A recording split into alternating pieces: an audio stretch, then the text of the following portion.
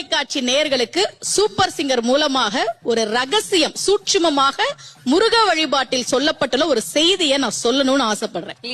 கந்த சஷ்டி கவசத்துல ஒரு வரி வருது, ஒரு நாள் 36 கொண்டு.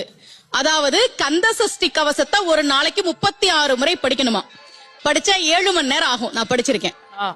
ஆனா கலியுகத்துல கந்த சஷ்டி கவசத்தை ஒரு நாளைக்கு 36 முறை படிக்கிறதுக்கு நேரம் இருக்காதுன்னு தான் அதுலயே சூட்சுமமாக ரகசியமாக ஒரு விஷயம் சொல்லப்பட்டிருக்கு. முருகனுடைய அருளால் நான் தெரிஞ்சுக்கிட்டேன். அதை நான் உங்களுக்கு சொல்றேன். ரவண பவச ரரரரரரரா ரிவண பவச ரிரிரிரிரிரி, இதுக்கெல்லாம் என்ன அர்த்தம் நான் தேடி தேடி தேடி முருகன் அருளால் தெரிஞ்சுக்கிட்டேன். சரவண பவ முருகனுக்கான மந்திரம், இதை 6 முறை சொல்லணும். இப்ப சாவ தூக்கி பின்னாடி போட்டீங்கன்னா ரவண பவச, அத 6 முறை சொல்லணும். இப்ப ராவ தூக்கி பின்னாடி போட்டா வனப வசர, வாவ தூக்கி பின்னாடி போட்டா நபவ சரவ, இப்ப நாவ தூக்கி பின்னாடி போட்டா பவ சரவண, பாவ தூக்கி பின்னாடி போட்டா வசர வனப. ஒன்னொன்னையும் 6 முறை சொன்னா 6 × 6 36 வரும்.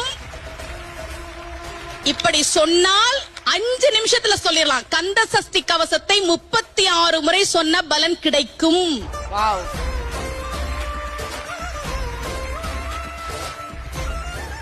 இது கந்த சஷ்டி கவசத்திலே சூட்சுமமா சொல்லப்பட்ட விஷயம். விஜய் தொலைக்காட்சி மூலமாக உலகெங்கும் இருக்கக்கூடிய முருக பக்தர்களுக்கு இந்த செய்தி போய் சேரணும் அப்படின்றதுக்காக நான் இதை தெரியப்படுத்துறேன். ரொம்ப மகிழ்ச்சி. அந்த முருகப்பெருமான் அழகான முருகனாக பழனியிலே அருள்பாலிக்கிறான். அவரை